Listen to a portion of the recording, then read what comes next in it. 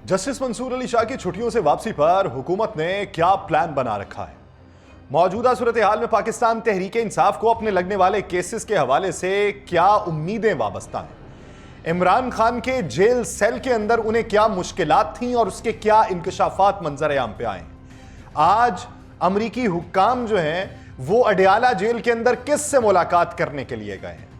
पार्लियामान के अंदर आने वाले दिनों में पाकिस्तान तहरीक इंसाफ की एहतजाजी सियासत के हवाले से क्या होगा?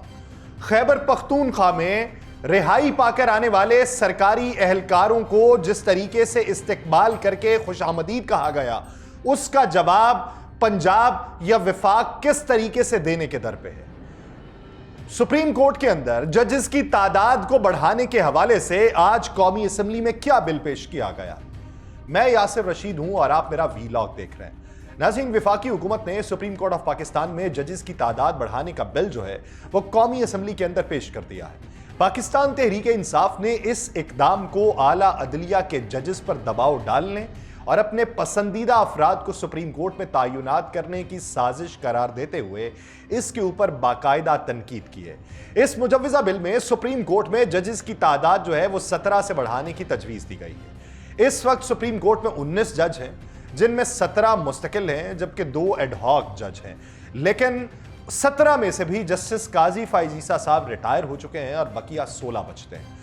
हुकूमत का यह मौक़िफ़ है कि यह इकदाम अदालत उज़्मा में हज़ारों ज़ेर इल्तवा मुकदमात को निपटाने के लिए ज़रूरी है, क्योंकि मौजूदा वक्त में अदालत के अंदर ज़ेर इल्तवा मुकदमात की तादाद 60,000 से ज़्यादा है। पेश किए गए बिल में यह कहा गया कि ऐसे जजेस को सुप्रीम कोर्ट के अंदर तयनात किया जाए जो साइबर क्राइम, माहौलियात, बैनुल अक़वामी तजारत और बैनुल अक़वामी मुआहिदों के मामलात के अंदर माहिर हों।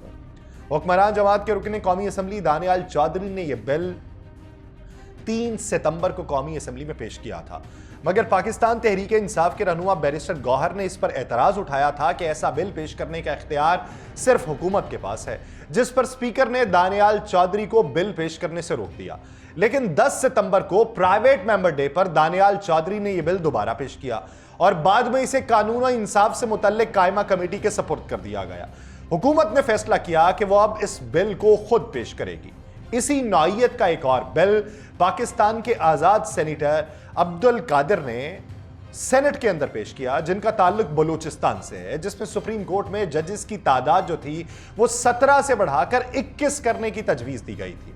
पाकिस्तान तहरीक इंसाफ ने सेनेट में उस बिल की मुखालिफत करते हुए कहा था कि इसका मकसद सुप्रीम कोर्ट में आईनी अदालत बनाकर उस वक्त के चीफ जस्टिस काजी फाइज ईसा की मुलाजमत में तोसी देना है। वजारत कानून के एक शख्सियत ने बाकायदा तौर पर इसका इंकशाफ किया कि सुप्रीम कोर्ट एक्ट में तरमीम के साथ साथ प्रैक्टिस एंड प्रोसीजर एक्ट में मजीद तरामीम की तजावीज़ भी तलब की गई हैं। और मैंने अपने गुज़श्ता व्लॉग्स के अंदर इसका तज़किरा किया था कि प्रैक्टिस एंड प्रोसीजर एक्ट में सदारती ऑर्डिनेंस के तहत जो तरमीम की गई थी उसको तहफ़्फ़ुज़ देने के साथ साथ ये तरमीम भी की जाएगी कि बेंचेस की तश्कील से मुतल्लिक सुप्रीम कोर्ट के 2 सीनियर जजेस के अलावा आईनी बेंच के सरबराह या किसी दूसरे सीनियर रुकन को उस कमेटी का रुकन बनाया जाएगा, जिससे एक दबाव बढ़ाया जाएगा जस्टिस मंसूर अली शाह साहब और जस्टिस मुनीब अख्तर पे कि वो सुपरसीड होने का रास्ता अपना लें। साबिक चीफ जस्टिस काजी फाइज ईसा साहब के दौर में हुकूमत ने प्रैक्टिस एंड प्रोसीजर एक्ट में सदारती ऑर्डिनेंस के तहत तरमीम की, जिसके मुताबिक सुप्रीम कोर्ट के 2 सीनियर जजेस के अलावा तीसरा रुकन जो था वो चीफ जस्टिस ऑफ पाकिस्तान की मर्जी से शामिल किया जा सकता था।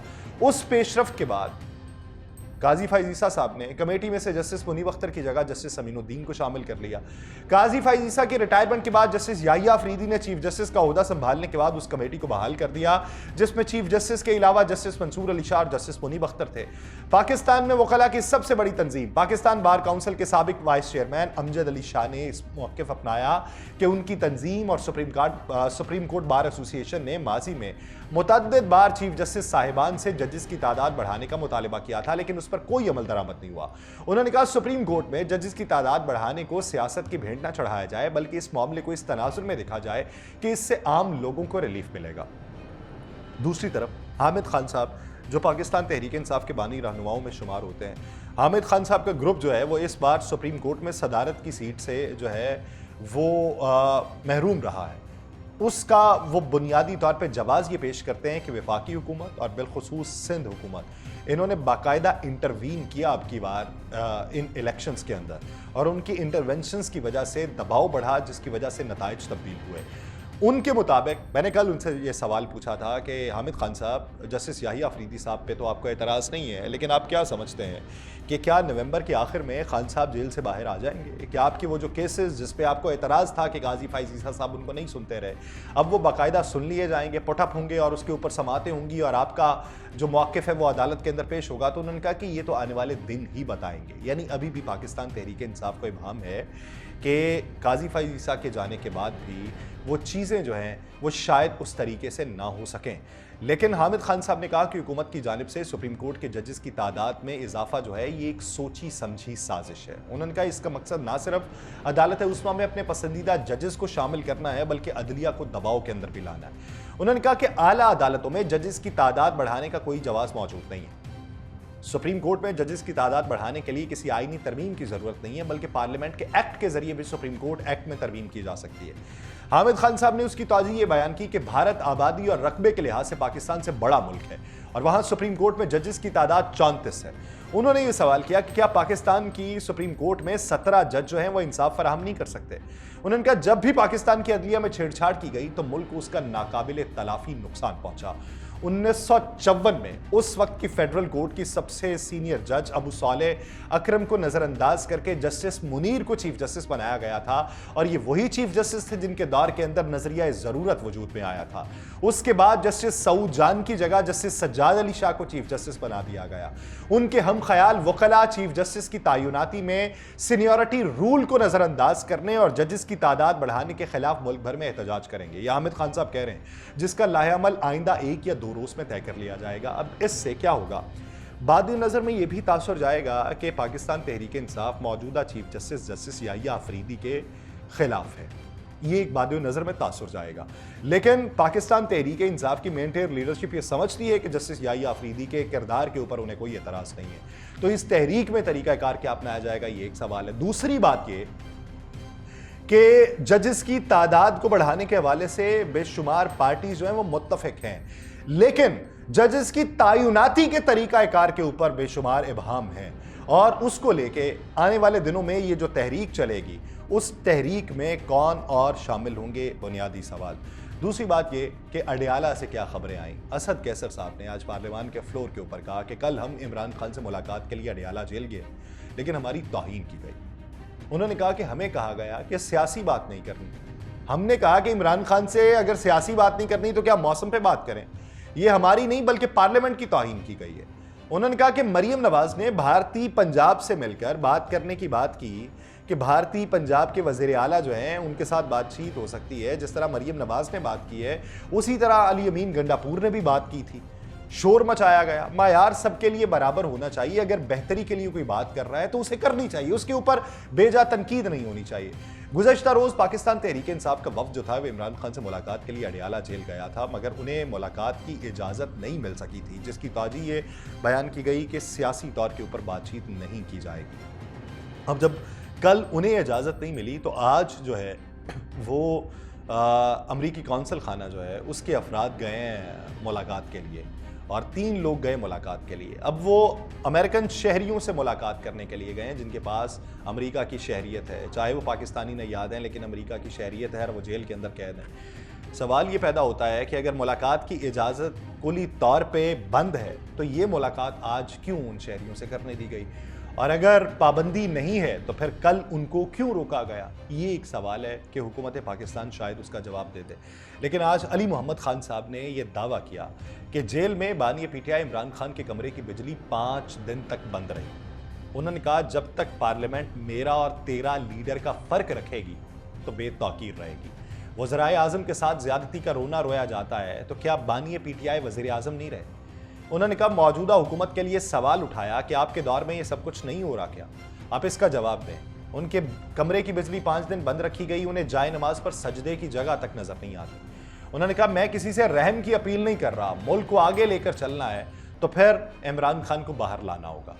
اب اس ضمن کے اندر علی محمد خان صاحب نے یہ جو کلیم کیا، اس کے مد مقابل سپرنٹینڈنٹ اڈیالہ جیل نے، شاید معلوم تھا کہ اس طرح کا کوئی بیان آئے گا، کل جو ہے وہ انہوں نے کہا جی جیل مینول کے مطابق بانی پاکستان تحریک انصاف عمران خان کو ہر طرح کی جو سہولیات ہیں وہ فراہم کی جا رہی ہیں اور انہیں آئندہ بھی وہی سہولیات فراہم کی جاتی رہیں گی۔ اب یہ ملاقات ہوگی تو اس کے بعد یہ اندازہ لگایا جا سکے گا کہ آیا ڈپٹی سپرنٹینڈنٹ اڈیالہ جیل کا وہ موقف ٹھیک جو اعلامیہ جاری کیا، یا علی محمد خان نے جو اسمبلی کے اندر بات کی وہ موقف ٹھیک ہے۔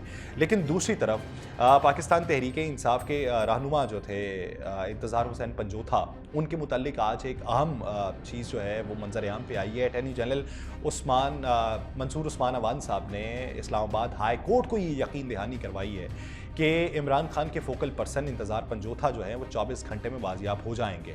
انہوں نے انتظار پنجوتھا کی رہائی سے متعلق درخواست پہ جو سماعت تھی اسلام آباد ہائی کورٹ میں، وہاں پر یہ موقف اپنایا۔ انہوں نے کہا جی 24 گھنٹے صرف دے دیں۔ درخواست گزار جو تھے فیصل چودھری، انہوں نے ان کے جو وکیل تھے درخواست گزار کے وکیل، انہوں نے کہا اٹارنی جنرل نے امید دلائی ہے، ہم تو امید ہی کر سکتے ہیں، ہم چاہتے ہیں کہ وہ بخیریت واپس آ جائیں۔ عامر فاروق صاحب نے سوال اٹھایا کہ 24 گھنٹے پھر اب سے شروع ہوں گے، جس پر اٹارنی جنرل بولے جی کل اسی وقت تک انتظار پنجوتھا جو ہیں وہ واپس آ جائیں گے۔ کیس کی سماعت جو ہے وہ 4 نومبر تک ملتوی کر دی گئی ہے۔ اب یہ جس طریقے سے اس کیس کے اندر بات ہوئی تو ہم یہ امید کرتے ہیں کہ یہ آنے والے دنوں کے اندر چیزیں مزید جو ہیں وہ بہتری کی طرف مائل ہوں گی۔ ایک طرف جسٹس منصور علی شاہ صاحب واپس آ رہے ہیں، دوسری طرف پریکٹس اینڈ پروسیجر ایکٹ کی آپ باتیں کر رہے ہیں، تو اس طرح کی چیزیں اور نہ ہونی چاہیے، کیونکہ ہم نے بہت بھگت لیا ہے۔ کیا ہم نہیں سمجھ پائیں گے کہ ہم کیا بھگت رہے ہیں؟ اگر کسی کو اپنی کامیابی دکھائی دے رہی ہے تو عوامی سطح پہ جا کے دیکھیں کہ کامیابی کتنی ہے، وہ عوام کے ذہنوں کے اندر کون سا بیج بویا ہے جس کی فصل کاٹنے کے لیے ہماری درانتیاں تک کٹ جائیں گی۔ وہ سوچئے، اس طرف کو توجہ دیجئے تاکہ ہم من حیث القوم ملک کو آگے بڑھا سکیں اور ملک کی ترقی کے لیے کام کر سکیں۔ مجھے دیجئے اجازت، اللہ نگہبان۔